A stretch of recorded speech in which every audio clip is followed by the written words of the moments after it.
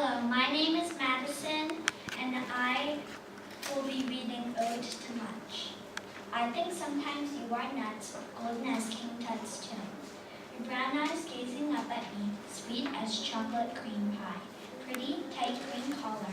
Oh, I wish you could talk to me, you sweet little pup. When you come back from Grandma's house, you smell like pink flowery perfume. You're as cute as marshmallows. I'm never letting you go much. You know, bigger than a Chihuahua, much smaller than a Great Dane. But no matter your breed, size, or look, I'll love you all the same. Hi, my name is Caleb, and I will be reading my poem, When I'm Tired. I'm so tired I can fall into a patch of grass and hug a tennis ball. Into a deep, deep sleep I'll go, sleeping through anything, even horrible snow. I'm so tired I can lay here forever. If someone tells me to get up, I'll just say never. A bunch of wonderful dreams I'll see, even if I get stung by a wasp or a bee. I'm so tired I can lay down and cuddle, even if it's with a bug in a mud puddle. In my dreams I'll be walking down a stone path. If someone tells me a joke, I won't laugh. Ode to Cat. You lay there, the loveliest cat ever, like a cloud, white and clean. More toes than any other cat, like a jumping kangaroo. I want to dress you up like a baby. You would scratch me. Could we talk? Could we have a conversation? You like it when Riley licks you. You smell like red and pink roses. You're like a princess. You don't do anything gross. You're a fantastic cat. I love you. I'm Drew Delaney, and I'm going to be reading my poem Outside. Outside. Outside I see the lumpy clouds, a rhinoceros, a car, all in the sky, then my cloud daydreams are interrupted by cars and trucks passing by. The leaves rustling with a soft, quiet hum, birds scavenging for a feast or even a crumb. As long as the sky is not ominous, I will stay, sitting writing poems and stories all day, and the trucks and cars, well, they can just go away.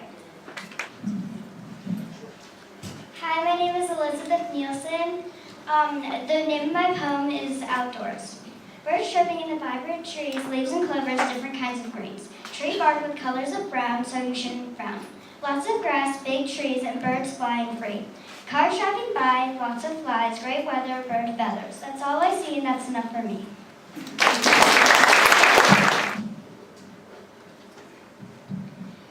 I'm Sophia Mankey, and I'm going to read my poem, I'm So Sad I Could Cry. I'm so sad I could cry, I'm so sad I could cry from June to July.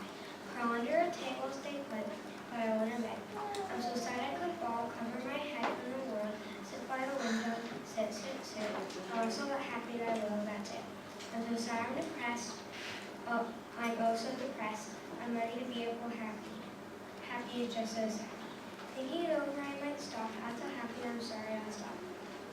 Being happy isn't such a bad thing, like eating with cream.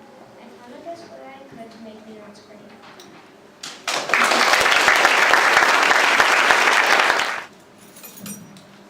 Hi, I'm Gianna. Today I'm going to read my poem, Dream Landscape with Conifers.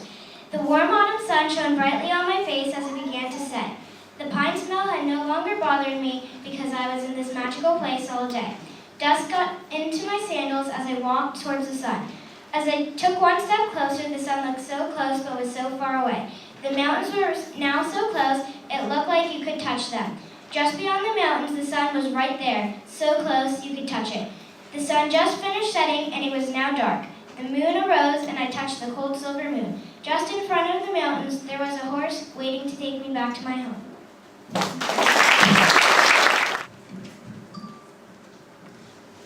Hi, my name is Grace, and I'm going to read my story. It's called The Pants.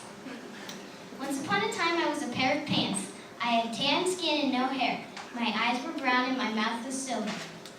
I hibernate in Mr. Van Dyke's chest of drawers for most of the year until he decides to wear me. October 5th, 1958, 7 o'clock a.m. One day, the back of my head caught on a nail in a drawer, and it cut open straight down the middle. The cut stung in the cold air, but no blood was coming out. October 5th, 1958, 7:30 a.m. Suddenly, Mr. Van Dyke opened the drawer and pulled me into the light. He didn't seem to notice my cut. He put me on and drove me to the school. October 5th, 1958, 9 o'clock a.m. In the classroom, the students were doodling and pointing at me. Mr. Van Dyke was embarrassed and went home to change into my cousin. October 5th, 1958, 2 o'clock p.m. Mrs. Van Dyke came to my drawer and healed my cut. Oh well, back to hibernating. My name is Sophia Taplin, and I'm going to read Still Life with Oranges. Oranges sit, sit, sit, still sitting on the same table with the same fruit plate, the same pitcher, and the same piece of bread.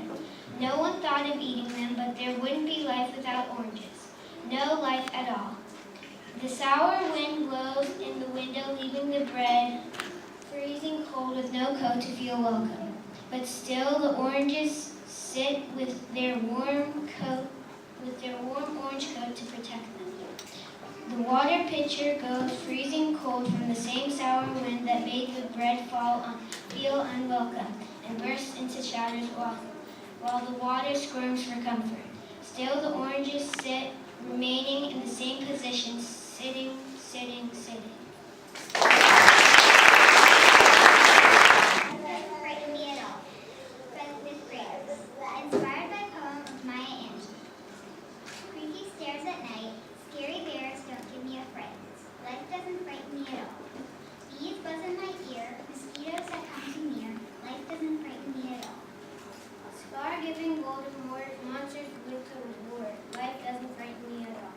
I stay still, doesn't give me a chill. I make fun, away they run. Won't run to mom, make them be gone. I just laugh, fear cut in half.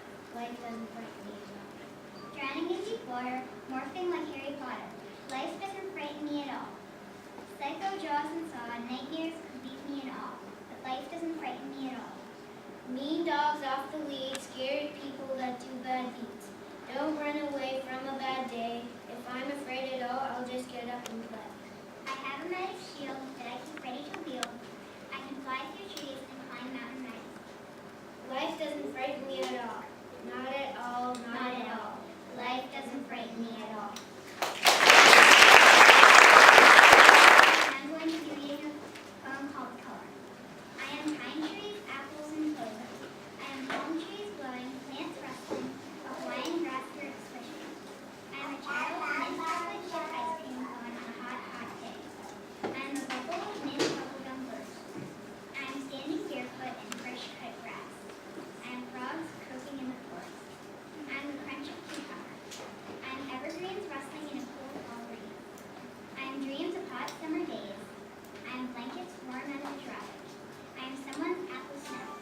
I am the bumpy skin of a dill pickle. I am green. I'll be reading The More I Love Summer. The more I think about daisies blowing in the wind or grass itching at my feet, the more I love summer. The more I think about friends surrounding me and the air blowing in the wind, the more I love summer. The more I think of a small bug flying by and birds singing for infinity, the more I think of the sun beating down in the day, the moon's warm glow at night, and the crow calling from its post in the air, the more I love a sweet summer day.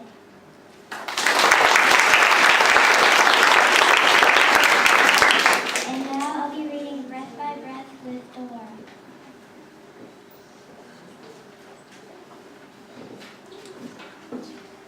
Breath by breath by fifth graders. Breathe in loss and fears, breathe out happiness and joyfulness. Breathe in my mom's disease, breathe out happy fundraising. Breathe in all bad diseases, breathe out a happy day. Breathe in poverty, breathe out good thoughts. Breathe in dying, breathe out fun. Breathe in grief and loss, breathe out animal love. Breathe in despair and sorrow, breathe out victory and triumph. Breathe in greed and loneliness, breathe out generosity and kindness. Breathe in animal cruelty, breathe out animal happiness and animal cruelty. Hi, my name is Solar, and I will be reading my poem called Carmencia. My special place is the soothing sandy beaches of Hawaii. I go there when I'm feeling sad, mad, and happy. I see all the beautiful birds flying around, and I see the waves of the water around me. I hear the splashing water and the birds chirping. I feel the hot sand around me, my feet. It makes me feel strong and relaxed. I love my special place. Hello, my name is Fiona Cortina. I'll be reading my piece, Carencia. My special place is an empty pool. stressed. I see cool lapping water around me. I hear birds chirping and water rushing in my ears. Being at the pool makes me feel relaxed and that I can do anything. My name is Addie Loyal, and I'll be reading my What Do You See piece. There's a picture of me.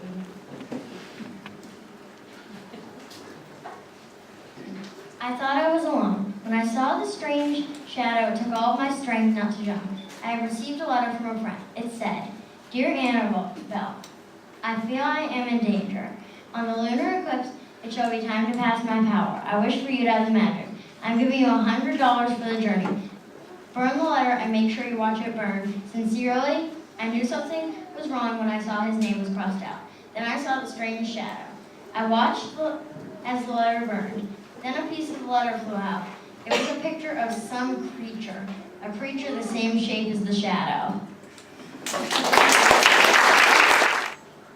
Hello, good afternoon. My name is Megan McNabb, and I'll be reading how I started the school newspaper at my school. Extra, read all about it.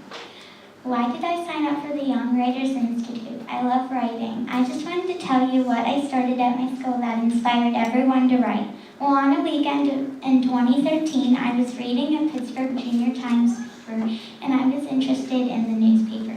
I also was interested in kids who love to write and share stories. When I went back to school the next day, I told all my friends my idea, and they joined me to write articles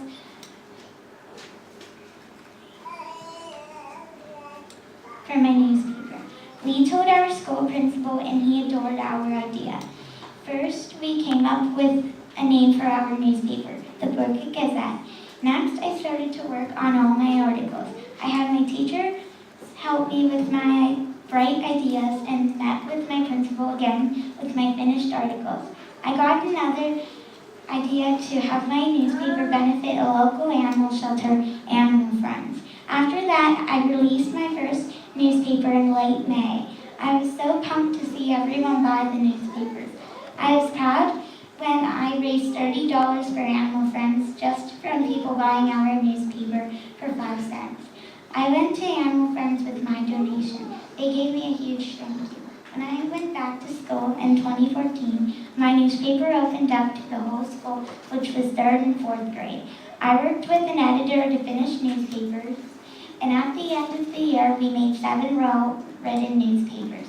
Animal Friends came to our school to give a presentation in the gym about what our money we raised would do. The $120 we raised would help a dog with its microchips, neutering, food, and supplies. It really feels good to help. After all the kids left the gym, Animal Friends asked me a few questions about my ideas for a newspaper. They took a photo with me proudly holding my check to Animal Friends. Also, I had someone else interview me about my newspaper. What are my plans for next year's newspaper? I will be in middle school, and I hope I can bring some new ideas to that school. So please share this articles with your friends and see if they become inspired to go to a writing camp or have a writing club at their school. I'm doing a poem with my friend Claire.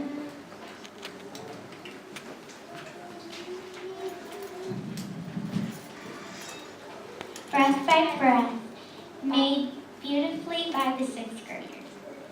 Breathe in, Graham's disease and parallelism. Breathe out, healthy immortality. Breathe in, animal abuse. Breathe out, extinct animals. Breathe in, broken hearts. Breathe out, joy. Breathe in, adult time. Breathe out, having fun. Breathe in, fright. Breathe out, courage. Breathe in, dictatorship. Breathe out, democracy. Thank you. Hi, I'm Claire, and I'm going to read a poem called Freedom. Freedom is beauty. If freedom had a taste, it would taste like fresh watermelon. Freedom is not toxic. If freedom were a candy, it would be a Hershey's chocolate bar. Freedom is strong. If freedom had a smell, it would smell like pine trees. Freedom is not a cage. If freedom were a flower, it would be a daisy. Freedom is light. If I could see freedom, it would look like fire. Freedom is not handcuffs. If freedom were an animal, it would be a tiger. Freedom is love. If I could hear freedom, it would sound like a bird. Freedom is not punishment. If freedom were an instrument, it would be a violin. Freedom is powerful. If I could touch freedom, it would feel like gold. Freedom is not banishment. If freedom had a texture, it would be smooth. Freedom is silky. Anastasia Pillar, and I'm going to read my horse story, Harrington and Goldie. My name is Goldie, and I am a Palomino prize horse at a Dominican Republic farm. I have a pretty golden coat and a gorgeous cream mane and tail. I am the best cowboy's horse ever. Every day he grooms me, tacks me up, and we take a 2-hour ride on a trail to check on the farm and just for fun. One day when we were riding, the calf started racing us. We thought he was so cute until he burst through the fence. We had him roped up in no time. We then came to a field of horses. One started galloping at the fence, and he jumped it. Before my rider could kick me, I burst into a gallop, and we chased after the horse. Suddenly he stopped and gave up. We led him back to the field and then continued our ride. The rest of the ride was relaxing. We got home and I was put into my stall. Another day, I was out to pasture when a chestnut brown forest horse eyed me up. I turned my nose up because he was no fit for me. But then I saw that he was the prize horse that had run away a year ago. I fell in love instantly. I remembered him. Want to run away together, my love? He asked.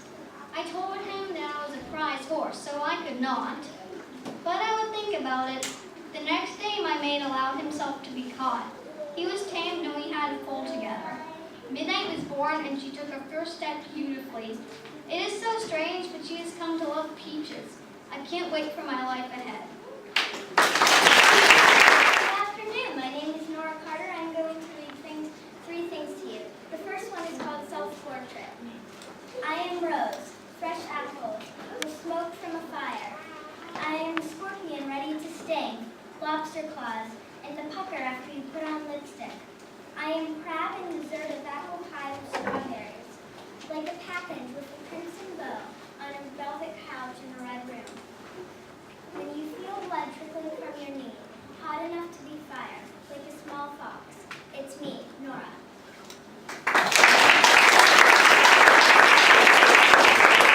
The next one is called Lost. One night, I packed my suitcase, made my escape, and ran away from home, but now I am lost. I had a map and followed it far, but now I am lost. I had a compass and I went north, but now I am lost. I followed a road uphill then, but now I am lost.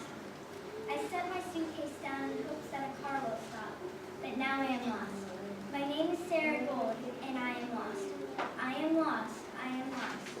No car came, so I ran across the road, and then I was found. I climbed down a ledge to see what looked like a group of children like me, and then I was found.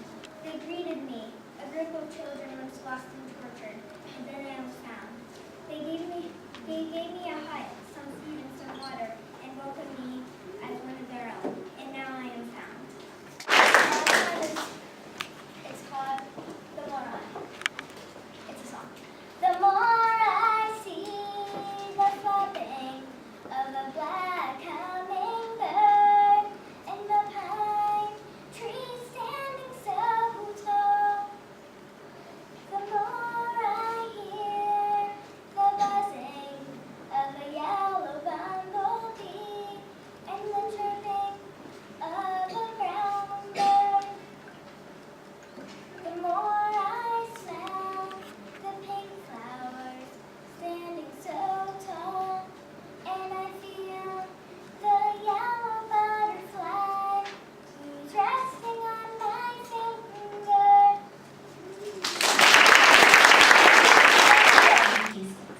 I'm Sahabi and I'm going to read Fractured Fairy Tale. Once upon a time in a frightening forest there lived a little girl named Red Riding Hood, or Red for short. Since she had always lived in the forest, it wasn't scary for her. The forest was filled with all sorts of strange things, but this didn't bother her. One day, as Red was walking in the forest, she saw a four-leafed clover. Red was on her way to the hospital to visit a hurt fawn. She thought this clover would go perfectly in her bouquet of flowers. She also brought muffins for the fawn.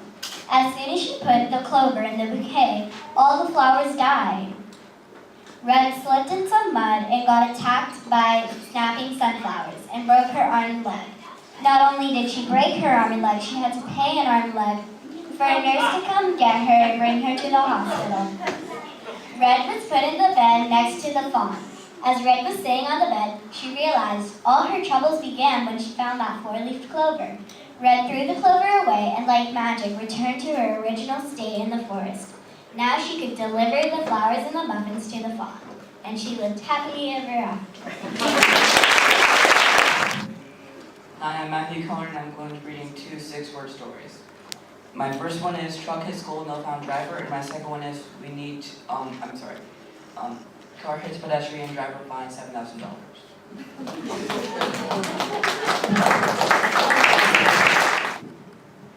Hi, my name is Bryce Cooper. I will be reading a story called Copenhagen. Paige the lemur lived in a cage. Paige always hoped that someone might say no to him being loaded and kept in a cage. One amazing day, his cage was opened. Paige the lemur escaped into the city of Copenhagen from which he was held. As he walked happily down the street, he asked a nice cop to give him a hop to a boat to take him away. Paige the lemur had to cope with all the water. Being in a cage your whole life makes it difficult to deal with the waves. But everyone on the boat loved Paige because he always had hope and never said no.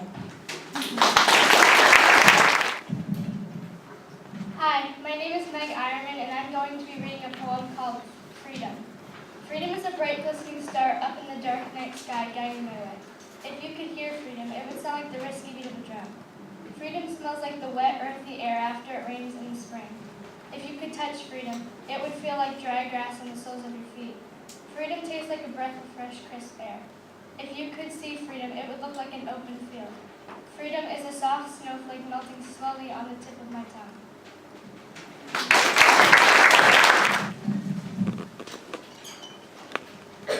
Hi, my name is Bella Greco, and I'm going to be reading The Walk. In the land of Utopia, the sun always shone, and it rained every other day. But once it stopped raining, and for 103 days it didn't rain, not one drop. That's where I come in. Our town went into a serious drought, and people were dying faster than leaves falling off a tree at the end of autumn. So I looked around for a good water source that would give drink to my town once more. As I walked through the tall, skinny weeds, I felt each sharp bristle brush across my leg like tiny needles jabbing my tender flesh. I had my trusty German shepherd with me along the way. I saw the sadness in his eyes as how we both longed for water, too weak to even speak. We went far into the woods where the big, tall oak trees seemed to welcome me as they too brushed past my skin, giving me no emotion at that exact moment. Finally, we came to a river where rainbow and silverfish swam. It was at that exact moment, I felt something I hadn't felt before: peace. But then I saw a sign that said, "Do not drink." We were allowed to swim and catch the fish, but we were not allowed to drink. But me being stubborn and not wanting to look like a fool in front of my town, I refused to go back empty-handed. So I ignored the sign and pulled out my canteens to fill them with water. As soon as I filled them all, I decided it was time for me to drink. But as soon as the first drop hit my tongue, the sky grew dark. Every type of natural disaster was happening in that one place. I was dead. My German shepherd returned to my home all by himself.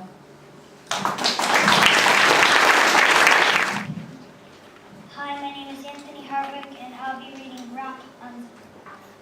Once upon a time, a little mermaid queen named Unzel was using her magical hair to do more bad deeds. The only reason Unzel was queen of Atlantis was because she used her magical hair to kill the royal house of Sweden. Unzel was always angry because she longed for her long-lost love, sea bass. They were separated by a storm that destroyed so much sand and shore, it was nicknamed Sandy. Ever since then, Unzel's heart had a crab-shaped hole in it that she attempted to fill with doing bad deeds. Then one day, as Unzel was roaming Atlantis, she heard her true love cry for her. help me, dear Uncle. Seabass was stuck in a net and was being pulled to the surface. To save Seabass, Uncle would have to lasso her magical hair around Seabass and pull him back to the bottom of the ocean. Wrap, Uncle, let your hair up, cried Seabass. Hearing her love cry so desperately for help, Uncle wrapped her magical red hair around Seabass and pulled him into the water, where he received the largest hug of his life. After being reunited with Seabass, Uncle and her love wisely let the underwater kingdom of Atlantis be free again. Because of her heroic actions, Uncle was renamed Rapunzel and lived happily ever after. Hello, my name is Stella Lipinski, and I will be reading Fractured Fairy Tales. Once upon a time, there lived 7 dwarfs, each with their own personalities. One day, they left for work. Every day, they did the same thing, just stay for anything that came up. In the old rickety mine, while Sleepy and Grumpy were digging, they found a pencil that day. After their work had ended, Grumpy wanted to write a note to his mom for a very long time, but he could never find a utensil to write with. This was Grumpy's chance to finally get in touch with his mom. Even though the dwarfs were not allowed to use anything without asking their master, Grumpy did something he was never allowed to do, write with a pencil. Even though Grumpy didn't know how to use it, he tried anyway. After a few tries, he figured out how to use the pencil that night. Then he sent his mom the letter. After a couple hard days of work, there was the letter on Grumpy's green and gold pillow. Grumpy opened the letter, not knowing who it was from. He finally got in touch with his mom. Then, the day he found the pencil wrote backwards. He opened the letter from his mom and sat it on the green and gold pillow. He looked at the letter closer. It said, Dear Grumpy. That's when he noticed the words, Dear Grumpy, were backwards. The next day, Grumpy dug a hole, threw the pencil in, and covered it up. Grumpy never saw the pencil again, not until the day Sleepy was digging in the same spot. He took the pencil home, and the whole story went upside down. No, really. Grumpy was truly Grumpy forever. The end. Hi, my name is Charlotte Mankey, and my story is called The Change in My Life. I hadn't seen my son in 3 years. I shouldn't have let him go, but he was ready.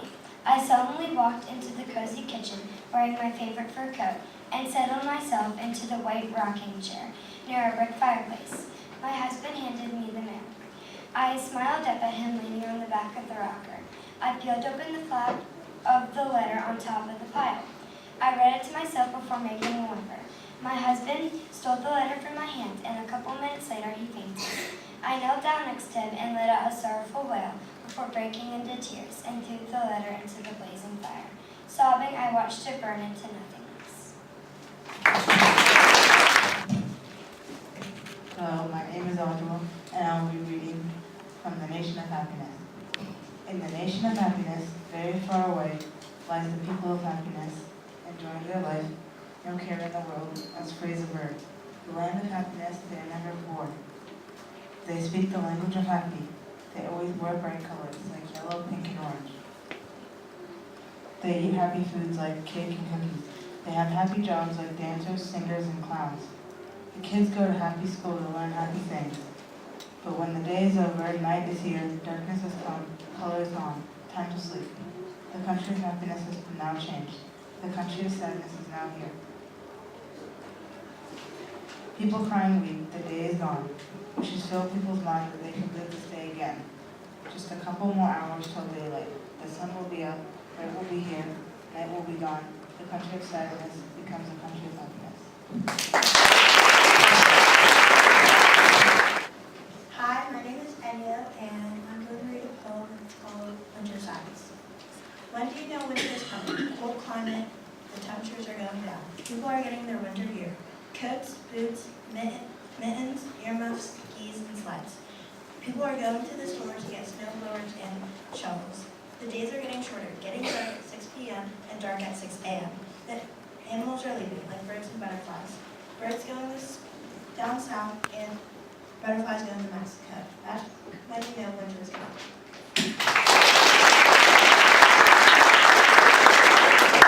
Now we're going to do life.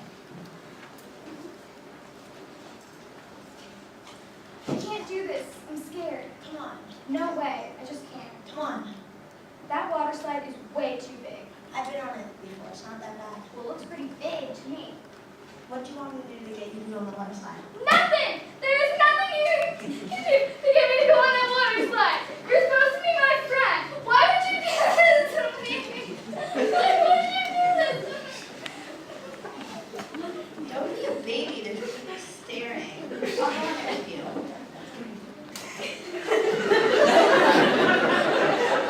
Okay, fine.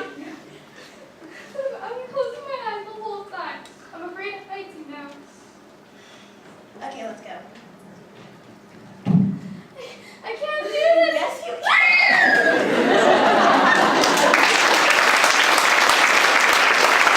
Hello, my name is Joey, and I'll be doing a poem called What is Freedom? Freedom is for everyone and everything possible. If freedom had a taste, it would taste like the memory making of a lifetime. Freedom is not a wasted opportunity. If freedom were a candy, it would be a combination of all favorites made to perfection. Freedom is love and life of all throughout history. If freedom had a smell, it would smell like the most pleasant aromas of all of nature's surroundings. Freedom is not to be discarded or pushed away. If freedom were a flower, it would be a pleasurable bouquet to all and an eye-candy experience.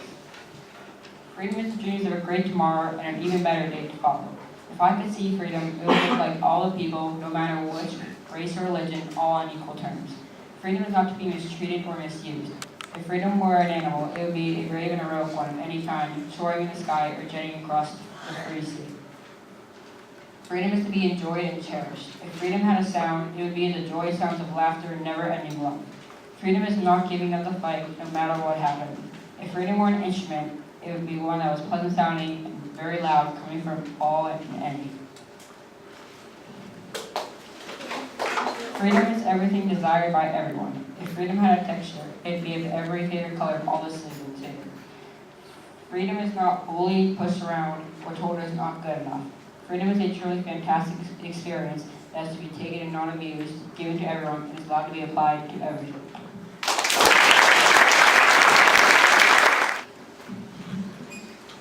Hi, my name is Mary Bentz, and I will be reading a poem called Carencia, or Happy Place.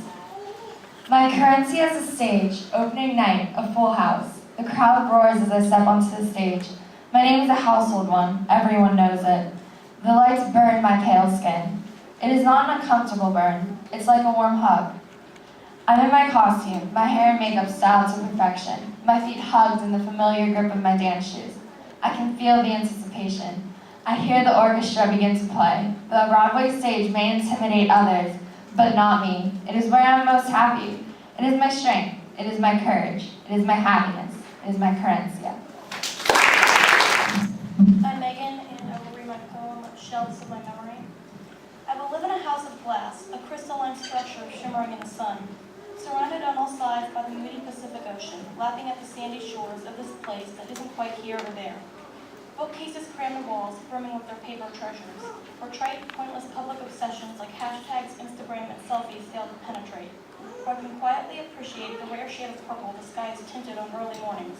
No nilly-willy chattering exists, just the soft churning of the ocean, where I can enjoy the stories of Tris, Riker, Cinder, Aragon, and so many others without distraction. You will know me by my memory.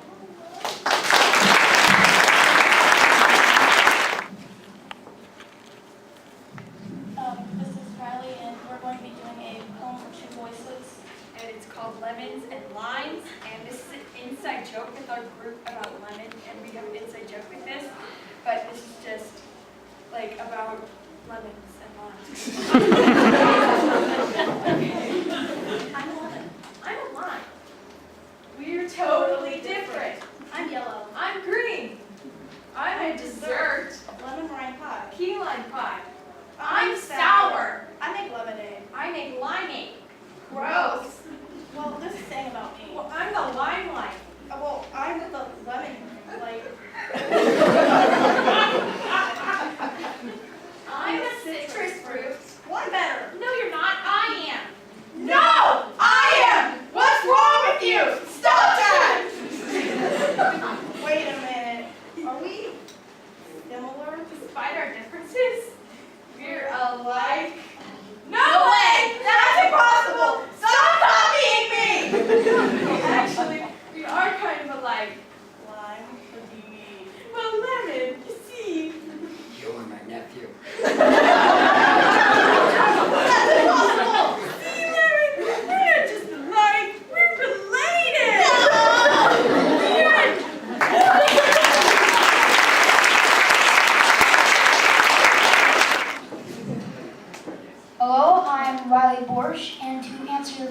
No, I was not misplaced. I am going to take grade.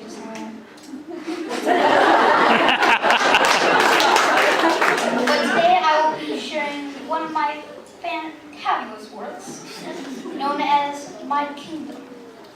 I'm coming home from the depths alone. Let my kingdom know that I'm coming home. Mistakes kill my hopes, which are quite low. I continue to hope that my kingdom knows I'm coming home. My heart is full of holes with ups and downs. I have got the determination to make my people bow to the ground. So I'll just travel along and hope for the word to spread. I need to make it back because my kingdom is in deep dread. And though I've made mistakes and I have had to leave comrades, it's for the good of my men, and no one can deny that. And while I travel back alone, my only wish is for my kingdom to know I'm coming home.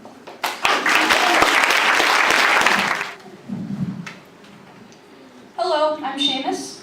The piece I'm going to be reading needs a little bit of an explanation, because if I didn't give an explanation, you wouldn't understand it at all. So, about a week ago, on Tuesday, we got a prompt that said it was about flash fiction, and the prompt was, write a story in which a character finds something he or she has no intentions of returning. And we have to use the words plant, fly, trick, and button. And so, this is what I wrote. It was Monday. I was at the fair when suddenly a man grabbed my shoulder. What are you doing? I asked. He lifted me up. I'm taking you and not returning you. He threw me into a school bus. Why are you doing this? I asked. I'm not sure. All I know is that I'm supposed to take something and have no intentions of returning it. Says who? The prompt, he replied. Why wouldn't you have just stolen a lemon? Too sour, he exclaimed. No, I need you to say these words, he said. So I did. Plant, fly, trick, and button. Why did I have to say that? I asked. Because the prompt says you have to. That's when I realized I exist because of the prompt.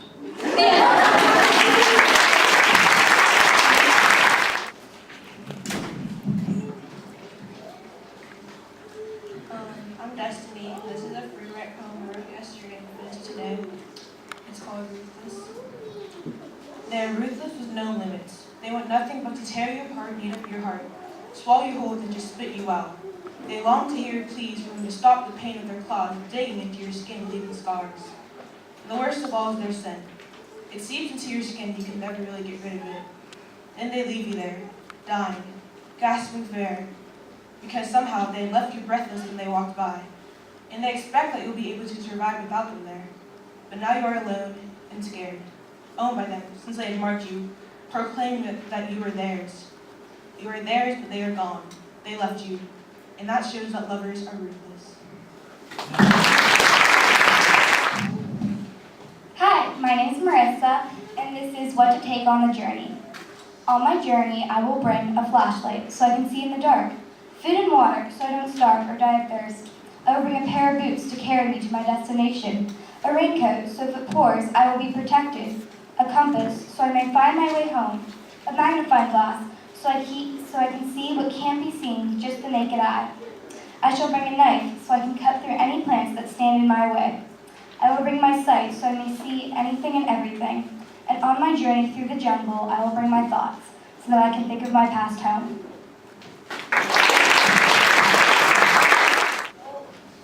The story is called A Strange Day in the Line. It's based off of an illustration by Harris Burdick that we looked at, because you have to use one of the line from the picture in your story. Oh, and I'm Elena, by the way. Sorry. Okay. Henry was walking along the dirt road leading away from his family's farmhouse in Mississippi. He had had a huge fight with his parents and figured that they needed some time to cool off. Suddenly, as he was walking along the road, a man appeared in front of him. Henry blinked, confused, as it appeared that the man had appeared out of thin air. He attempted to walk around the man, but the man stuck in front of Henry again. Hey, can you please move? I'm trying to walk here, Henry said. The man lifted his head and removed his dark fedora, revealing a scarred over and scabby face so ugly it almost made Henry want to throw up. Hello there, boy. Would you like to purchase some stones? He asked. Stones? Henry inquired. Yeah, skipping stones. There's a small lake nearby through those woods there. You could skip him on the water. No thanks, says Henry, and he tried to continue walking. The man remained in front of him as if he were teleporting. Henry sighed and decided that this would be a lot easier if he just gave in. All right, I'll buy some stones, Henry said. Excellent, the man replied with a wicked smile. He handed Henry 3 gray stones. Henry asked, how much? Oh, they're on the house, the man said, and after another grin, he disappeared. Henry rolled his eyes. Great, 3 pieces of junk. He decided to go home. He figured that enough time had passed for his parents to cool off, but just in case, he climbed the tree and entered through his bedroom window. His know-it-all twin sister was there sitting on his bed. I figured you'd come in this way, she said. Yeah, well, I wanted to avoid Mom and Dad's wrath, Henry said. Who is that guy you were talking to? She asked him nervously. Henry was surprised, for he hadn't realized that she had seen him. None of your business, said Henry, glad to see his sister so uncomfortable. She frowned and asked, what did he give you? None of your business, Henry said again. Now, if you'll excuse me, I'm going out. He left through the window again. He didn't want to have to explain to his parents that he was going to a lake to skip stones that were given to him by a mysterious stranger on the street. Henry walked directly to the lake and squatted near the water's edge. A loud crack from the woods behind him startled him, and he turned around, fists at the ready, to see. Grace, he asked. She was still frowning when she nodded. I had to know what you were doing. Just skipping stones, Henry replied pleasantly. The same stones that the guy gave you? Grace questioned. Maybe. What do you care? Henry asked. It just seems strange. A creepy guy shows up and just gives you 3 skipping stones. What can I say? He was just a nice guy giving me something to do, Henry said. Then he quickly grabbed a stone from his pocket and skipped it. Wow, 3 jumps. Pretty good, Henry said. Yeah, Grace agreed. Then she noticed something strange. Henry, Grace said worriedly. Let's try again, Henry said, skipping the second stone. Wow, 5 jumps. Last one, he exclaimed. Henry, no, yelled Grace, but it was too late. The 3rd stone was already leaving Henry's grasp. Grace grabbed Henry by the arm and screamed, you have to get out of here. But Henry resisted. Wait, I want to see how many skips I can get. Henry began counting as Grace sprinted away from the lake. 1, 2, 3, 4, 5, 6, 7, 8, 9, 10. Henry whooped in excitement, but then he noticed his other stones washed up on the shore, and then he saw his terrible error, for no matter how far he threw this 3rd stone, it kept coming back. He tried to run, but it was too late. He had been knocking on a monster's door, a monster who had been deeply asleep on his summer break, and a monster who was very unhappy when somebody awakened him. The monster rose from the lake, roaring terribly. Henry screamed, and looking past the monster, he saw a figure across the lake, wearing a black fedora and smiling, as he walked along the shore, picking up some more stones for someone else to skip.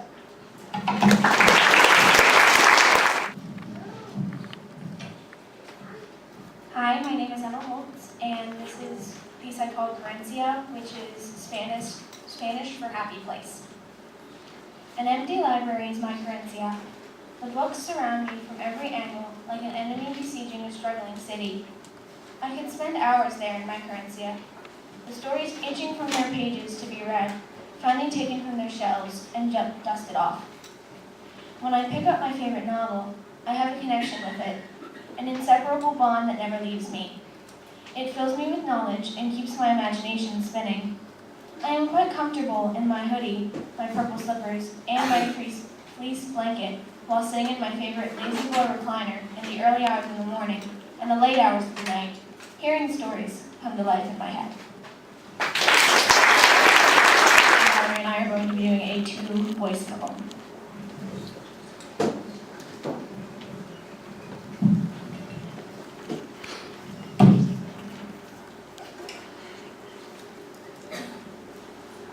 By the way, we're 2 llamas that are supposed to be forced to be friends in a cage.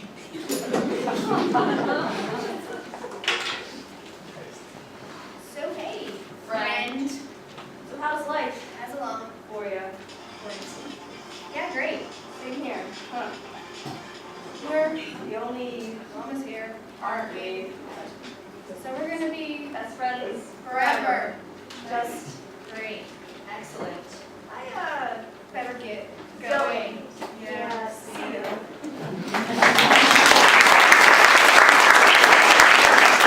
And my poem is called From the Isle of Vulgarishness.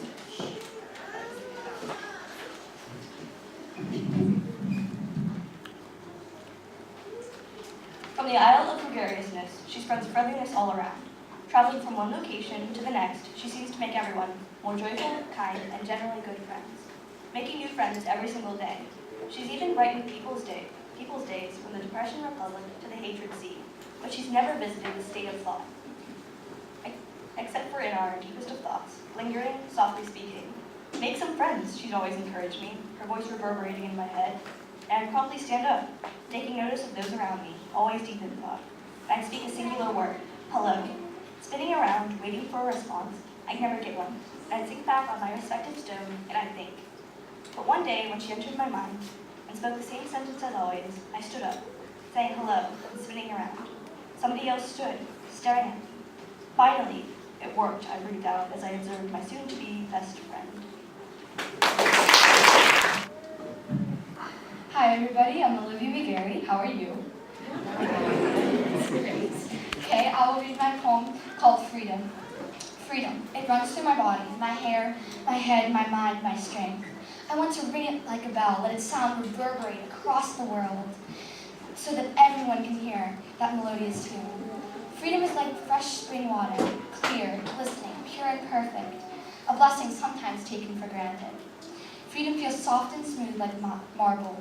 It is like the sky, full of lovely blue pigment and puffing cotton candy clouds. It is like a permanent sun, never setting, always there. Freedom smells like green grass, fresh, new, and full of morning dew. It is like rain, slippery. If we don't try to keep it in our hands, we'll lose it. Freedom is like a gated community. Only the wealthy gain access. But if we try, we can open those gates to everyone, young and old, old and young. Then the world will be a better place. Now, my good friend Emma and I are going to do a play. And before we do this, so you don't think we're maniacs, we are telling you that we did a drama prompt. And it was supposed to be as crazy as possible. And also the 7th and 8th graders have an inside joke with lemons and limes and fruits and vegetables and a lot of other stuff. So, we're not maniacs though. So, okay, this is our play.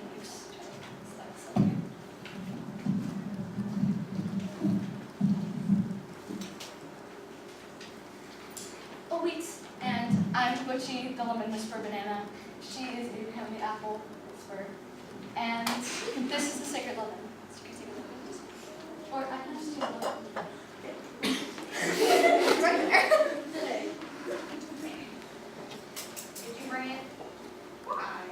Don't you ever listen to me? Of course I do. I don't believe you. I am the great Abraham the apple whisperer. But I am the great lemon whisperer. And I am all my name's Larry. That makes so much better. Did you bring the secret lemon? What? I said the secret lemon. What? You know I can't understand you when you're scheming. The secret sacred lemon. Why didn't you just say it louder? Oh, you mean this lemon? Yes, yes. Now the world is all mine.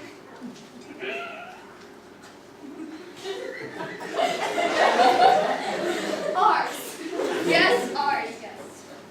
Yeah, let's go to the lunch break. I'll get my lunch then.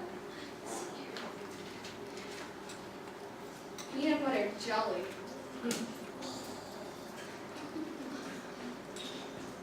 What are we going to eat now?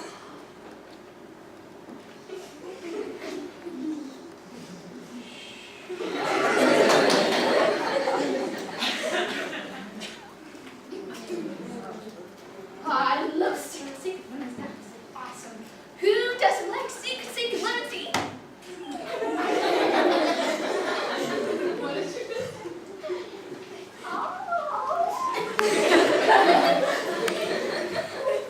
well, I guess you could take one and I eat it. And it's delicious, I hope so. No, it isn't.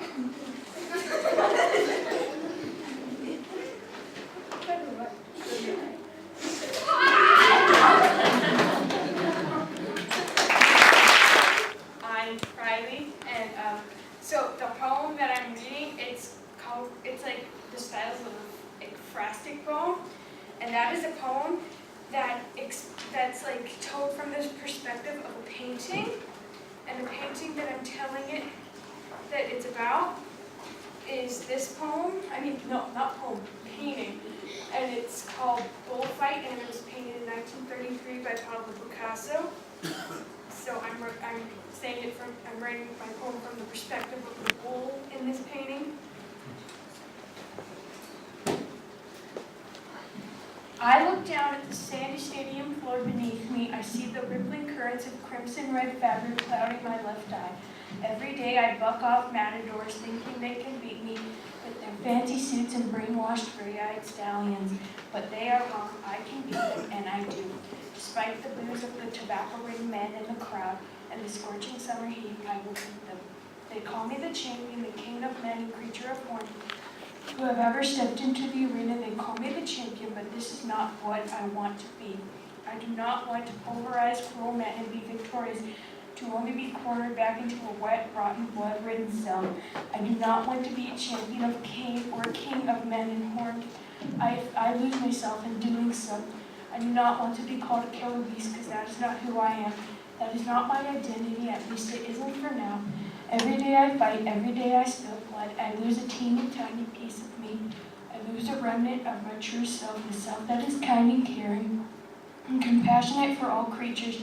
I lose part of the self that still dreams and hopes to get away from this hole of Satan and be free to roam on the green and yellow fields of grass of the open country. But every time I fight, the dreams start to fade. I try to keep holding on, but one day I'll give up.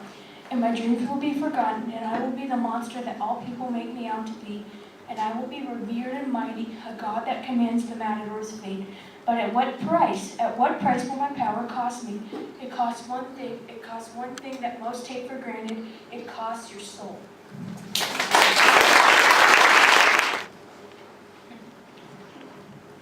Hi, my name is Hannah Peacock. I'm going to read one of my poems called Fallen, but before I start, you might want an explanation. We were doing a poem that it's like a transition poem. We start with I used to be, but now I am. So that's the style my poem's written. It's called Fallen. I used to be a quaint covered bridge, but now I am a wasteland of stone. I used to be a glorious empire with rich and influential monarchs, but now I am a country torn by war and trouble. I used to be an architectural masterpiece, but now I am a crumbling and slowly forgotten temple. I used to be a brilliant warship, but now I lay forgotten at the bottom of the sea. I used to be a majestic summer palace, but now I am a crumbling tourist stone. I used to be a powerful civilization, great and mighty, but now I lay trampled beneath the feet of a powerful city. I used to be an urban center of ancient Rome under the shadow of formidable Vesuvius, but now I am rubble and dust, wrecked hopes and lost dreams. I used to be a fortress, a symbol of America's prosperity, but now I am a wasteland, a shell-shocked expanse of what is wrong in the world. I forgot to mention I was doing with historical places.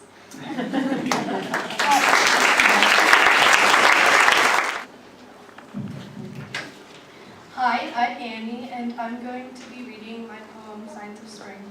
The blossoming of new life in a nest of robin's eggs, of new sunshine reaching into the darkest corners of the planet, of new colors in greens, pinks, and yellows, and of new daisies popping out of the earth. The depiction of new optimism when the ground is no longer covered in snow, of new joy in children running through grassy plains, of new hope flickering in every soul, and of new kindness in random acts of strangers. The start of new chances, the start of new.